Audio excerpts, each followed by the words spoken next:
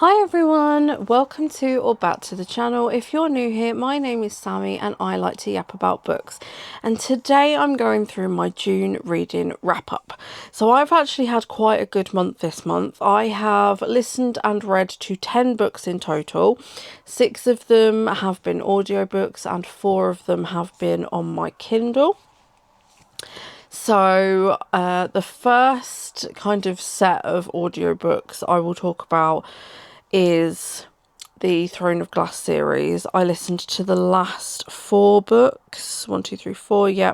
So Queen of Shadows, Empire of Storms, Tower of Dawn, and Kingdom of Ash.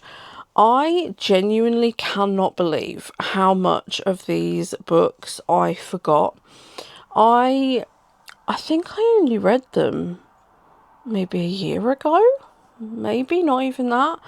The amount of stuff that just completely gone. And then when I heard it, I was like, oh yeah, that did happen.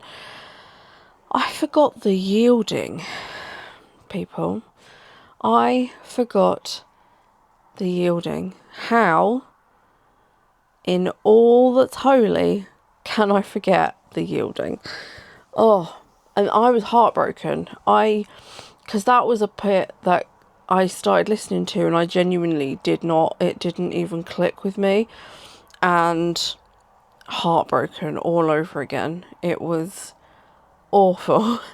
The bit that I did love though that I forgot was when Aelin gets crowned, and after she gets crowned she goes to stand on, I don't know if it's like a balcony, or she goes to stand outside with her people, and she takes all of the female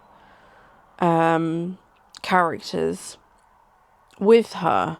All of the women that have helped her on her journey, she takes them out with her, and all the men stand behind. I loved that, because I do think the Throne of Glass series is a very strong feminine, like all the females in this story are so strong and so inspiring, because their strength isn't always, going out and battling people. It's the smaller ways of being brave and courageous, and I love this series so much. So yeah, I've absolutely loved listening to this series, because I feel like I've experienced the books all over again for the first time, which is amazing. And yeah, the narrator does such a good job. She brings these books to life. She really does. And it's so easy to just get swept away and lost in these books. Cannot recommend these books enough. The first book I read on my Kindle this month was Love Shots by Travis Riddle, and I have wanted to read this quite a while. The premise of this was Love Island meets Jurassic Park, and I'm not a Love Island fan, but I know the premise of the programme. I know how it works, and I went into this thinking it was going to be really like crazy and all of that. I struggled with this one though. I think I mentioned in a previous vlog, nothing really happens in the first 45% of this book. So the first 45% of the book is basically us being told how the TV programme works. And if you are familiar with Love Island and how that TV programme works, you know, like, how this kind of thing runs. Do you know what I mean? So yeah, the first 40% is the setup of the TV programme and getting to know some of the characters. However, I felt, because there are so many characters and you get POVs from most of them, I felt it was a little bit difficult to like keep tabs of this person with this backstory, this person with this backstory. I did find it quite difficult to do. And it got to like where I was like 35% and I was like, okay, nothing's happening. There is something happening in the background that we're kind of hinted at, but it's nothing that makes you go, oh, okay, what's going on? Because it's not enough detail. It's like such a vague hint that you just kind of like, okay, and you just move on. And then after the 45% mark, the horror kicks in. And it's not what I thought it was going to be, and it's not as Jurassic Park as I think you're led to believe. I don't want to say too much because I don't want to spoil it. Like, it's just not what I thought it was going to be. And it is strange and it is horror. But for me, I don't know if it's because the first 45% of the book, nothing happened and I was getting a little bit bored. I found it a little bit boring. The horror wasn't horror enough, I guess. It's quite gory. Some of the deaths are quite gory. And yeah, some of it you just kind of go, oh. But it wasn't... I don't know. It wasn't like described enough. It was very basic. It was very simple, I guess. And it just did not work for me. I found myself very disappointed. I'm not going to lie here. I actually skim read quite a bit of the last section of the book. So I was just fed up with it and I wanted to see where it went. And the ending was kind of boring as well. And it just was really disappointing for me. You know, I don't know, maybe I just enjoy more, I don't know, extreme horror, I guess. I don't know, I just, maybe, I just don't know. I just found it very disappointing. And like I said, this book had been on my kind of watch list for a while. Because I loved the premise of a horror Love Island. I just thought that was it was a fun and interesting concept. And I did go into it, I did wonder if it would be like a slasher with some kind of, you know, the Jurassic Park thing. I thought maybe there'd be like a creature involved, but it was very strange, and it just didn't work for me, unfortunately. So that was one of the books I was very disappointed in. Excuse me. The second book this month that I was very disappointed in was another one that had been on my watch list for quite some time, and that is Rottenheart by Kat Dunn. Now, in this story, we are following two young women, Odette and Cecilia, I can't quite remember, and we're following the girls. They are in love. They are hiding their relationship from everybody. And Odette's mother passes away. And it becomes suspicious. And Odette has a very dark time with her grief. And we follow that journey. She goes through this awful journey of accepting her mother has passed away and missing her mother, and it is very heartbreaking, and it affects her so deeply that it starts to affect her relationship with everybody else, including her partner. And it gets dark. This, again, really interesting concept, but it was very long. It felt very long, and not a lot happens. And it just felt very, I don't know, very like there was no kind of climactic event. It just kind of plodded along. I also struggled, and I don't know if this is because I listened to it on audio. I struggled because there are two timelines in this story. One before Odette's mother passes away, and the after. And I struggled to sometimes figure out where we were in the timeline. And I think that affected how I felt about the story, because I was just like, well, hang on, where are we? What is going on? And it just, again, another one that just didn't work for me, unfortunately. There were parts that I liked, mainly when Odette and I can't remember her name, I'm so sorry, were together, and they had dreams.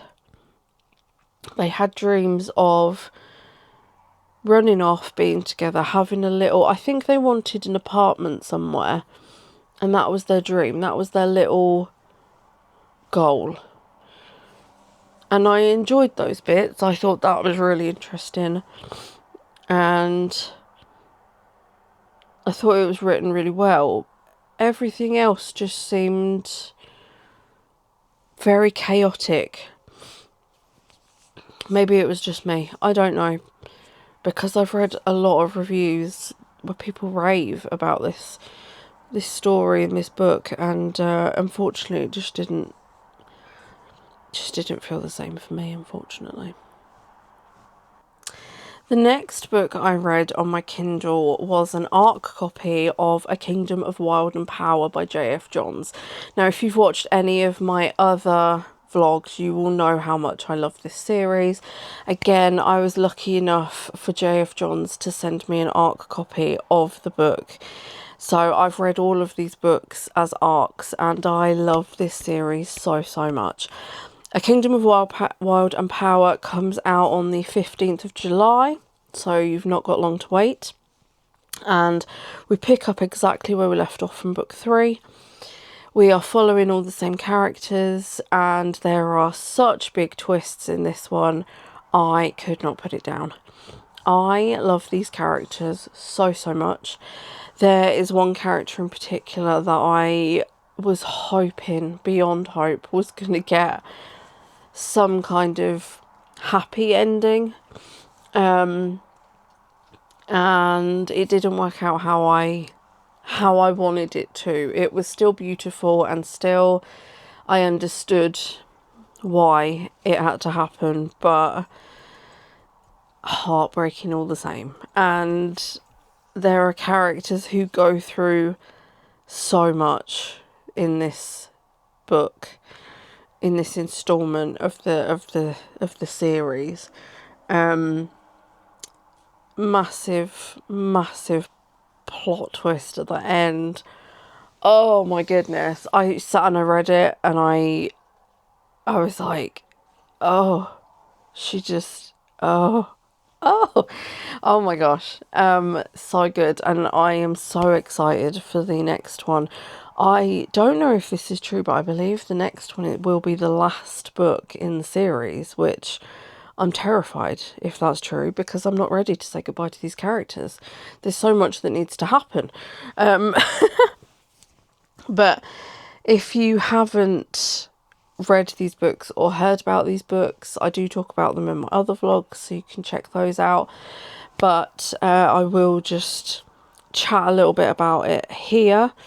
So this book follows a group of characters. They are each from different houses in the land, and they're all different races, and basically war breaks out, and we are seeing the after effects of what happens.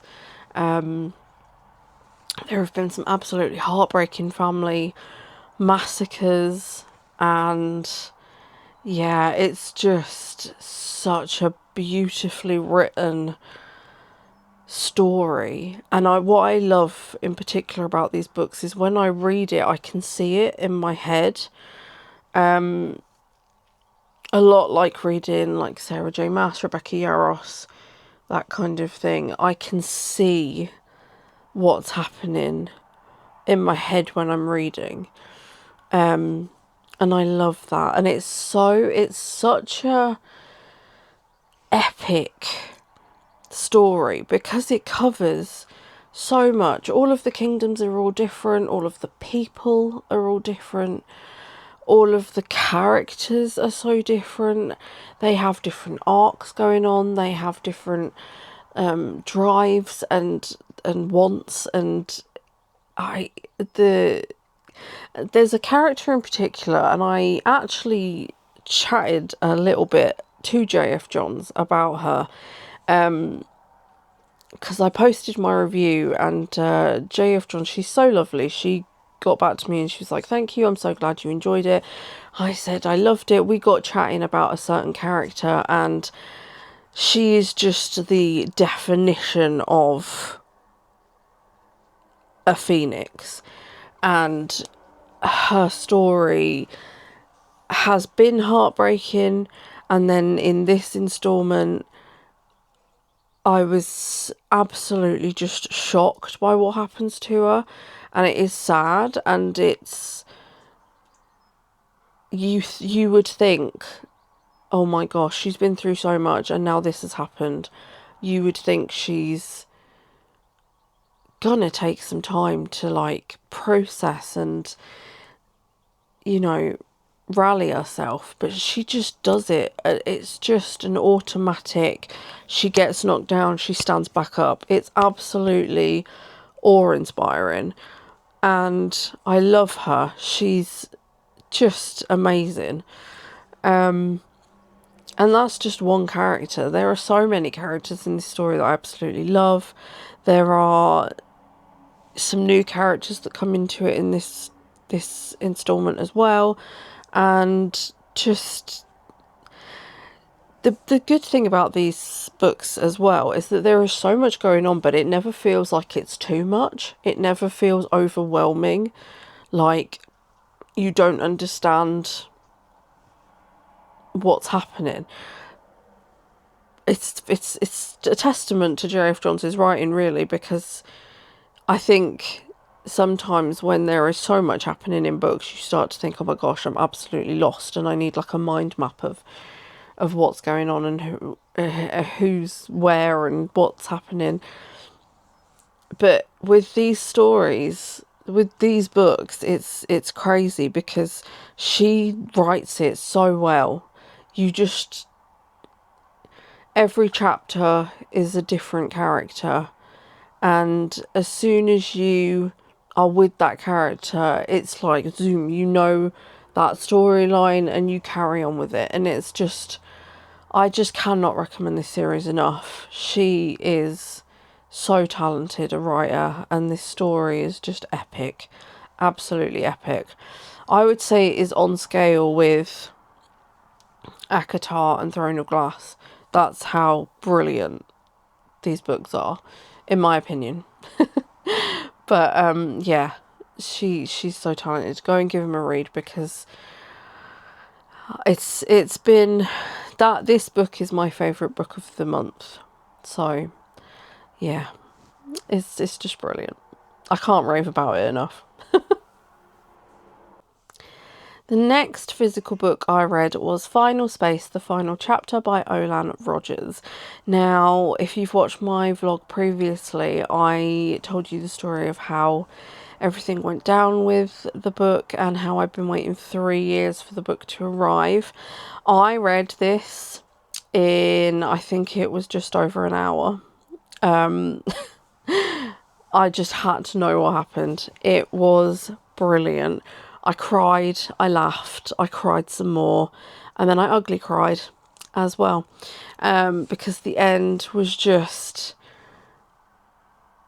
it was perfect and it was heartbreaking, and I think I knew that not everyone was going to make it, but I didn't expect it to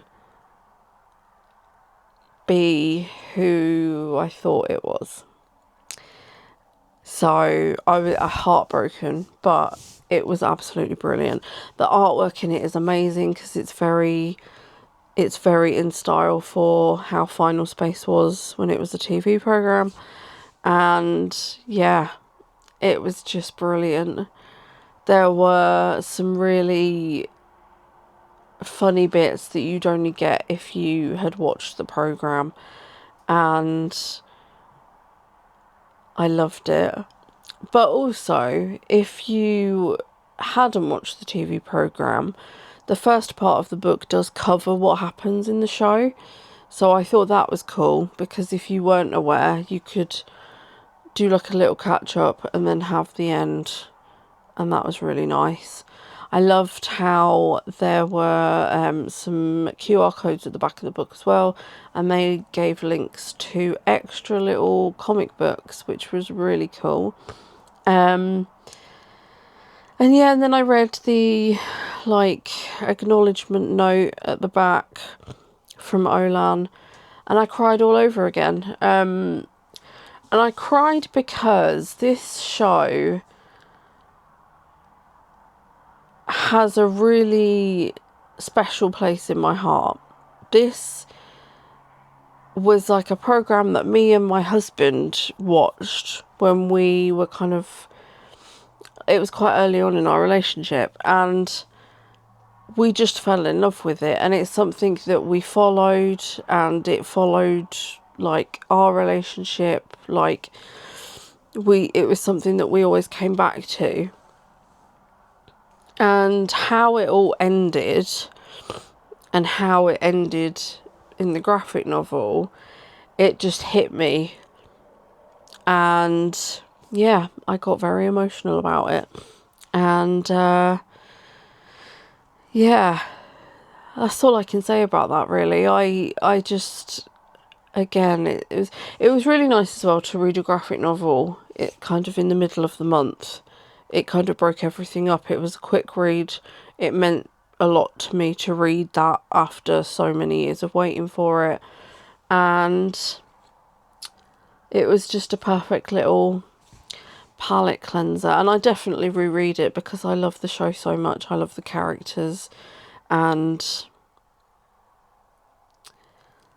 yeah, I'm not over it. I'm still heartbroken. Still absolutely heartbroken. But I read it and I loved it, and I can't recommend it enough. So after that, I went on to listen to Dungeon Crawler Carl by Matt Dinniman. Dinniman? Yes. Oh, I'm so sorry about that. And I really liked this. I did. So this is a sci-fi lit RPG, I think is how it's been described, and in it we are following Carl. Now Carl has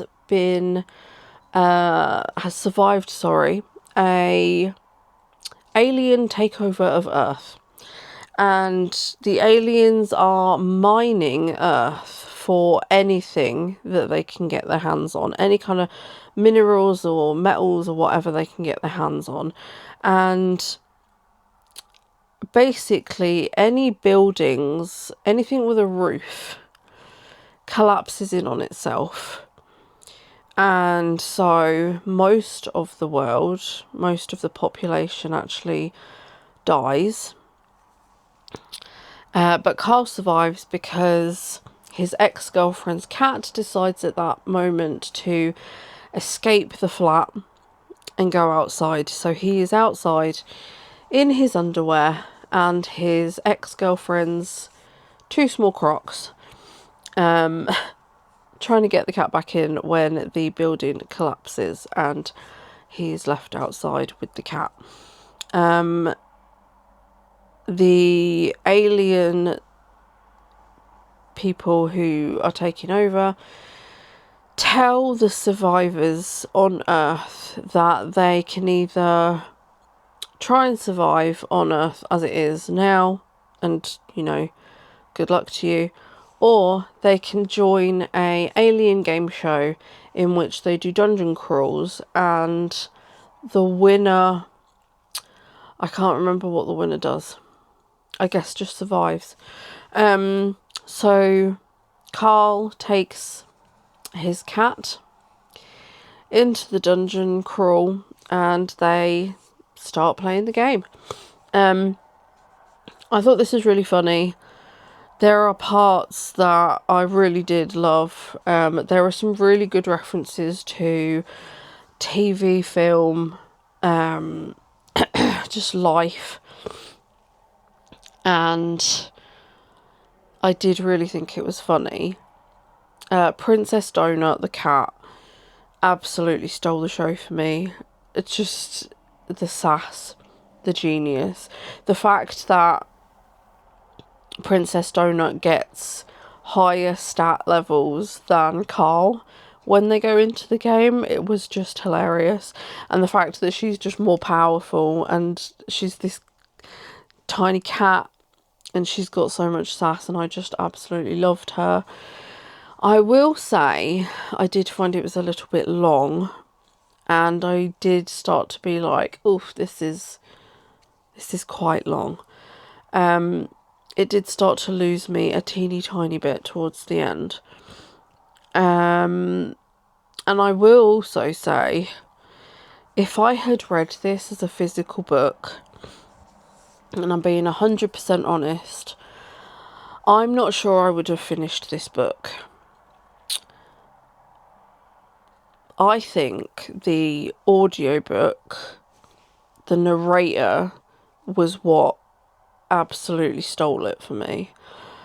The narrator, I believe, is Jeff Hayes, and I did not know he is the only narrator of this. I went into this completely blind, and when I started listening to it, I was like, oh my gosh, this is like a full cast. This is great. There are so many different voices. This is awesome.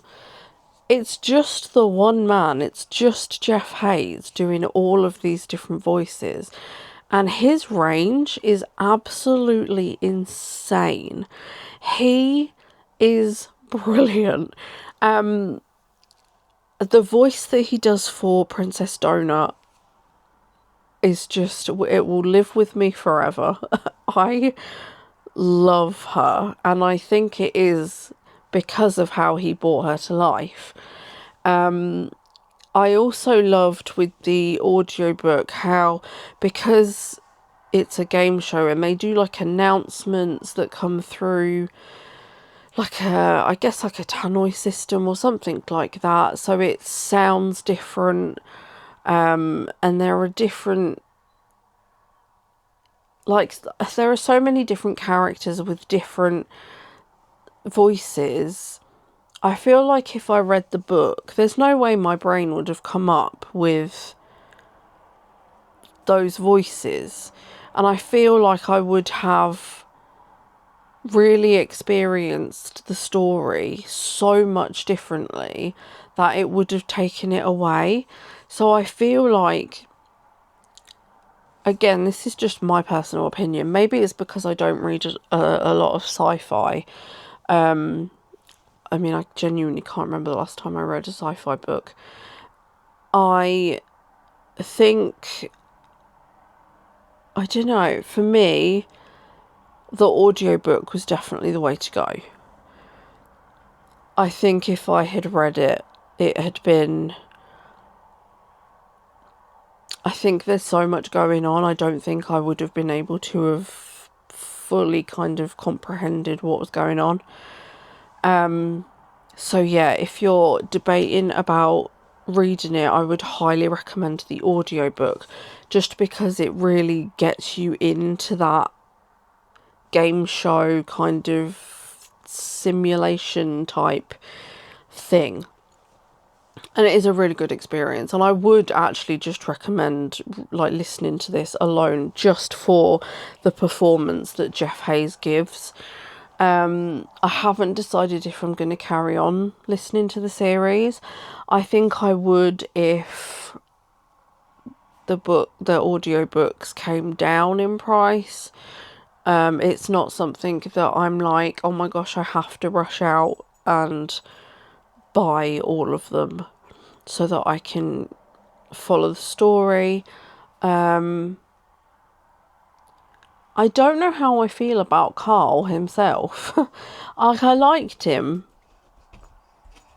but I didn't love him. I loved Princess Donut, and I just think star of the show. So I would like to know what happens to her. But I don't feel like I want to like consume it all immediately. So yeah, I enjoyed it. It was not as brilliant as I went into it thinking it would be, because there's so much hype on, BookTube, BookTok, Bookstagram. Everyone just absolutely raves about it, and I understand it is a really good story, but for me, I think it was 10 times better because of the narration, because of how it was done through audio. I don't know if that sounds really bad though. But let me know. I would like to know if anybody has read them physically. I would like to know what you thought about them, because everyone raves, and I do understand the hype. I do, but at the same time, I do think it's been slightly overhyped. A little bit. But that's just my opinion. So, but yeah, I like I said, I did enjoy it. It's not my favourite. Princess Donut stole it, and I will carry on with them at some point. There's just no rush. The last book that I read this month was an ARC book from NetGalley, and it is called She's a Doll by Barbara Truelove. Now, I actually finished this last night, and it comes out in September. In this book, we are following Lucy, who in the beginning of the book, the very beginning, she gets by her best friend's twin brother. And as she is passing away, she basically attaches her soul to a porcelain doll that sits on one of her grandma's shelves. And the after part of the book is her coming to terms with the fact that she is not alive anymore, and she has to try and make herself move. She is a doll on a shelf, and basically we follow her journey. She decides that she wants revenge, and it takes time. This is quite a slow burner, but it is worth it, because the way it is written is absolutely heartbreaking and beautiful at the same time. We really go through it all with Lucy. She goes through like rage and denial and just hopelessness. She doesn't know what to do at points. She does things and it backfires. She does things and then it messes everything up. and for other people, I mean, it messes everything up for the people. We also get to see how it affects other people, how this one event that happened has such a ripple effect over a group of people that Lucy doesn't really think she has any effect on while she's alive. She doesn't realise how much of a part of other people's lives she is until she's gone, and until she can see it from this whole other point of view. I did really enjoy this. It was one that kept me reading, and it made me really sad at points. It made me really think at other points. It does make you really think about life, and it does it in a really interesting way. I loved the ending. Absolutely loved it. And I kind of read it that there could be another one. I don't know. Hoping so, because I thoroughly enjoyed it. And yeah, I just... It was just... it was a strange read, in a way, because it didn't go how I thought it was going to go. I thought she was just going to be like a Chucky kind of doll, like rampage murdering type thing.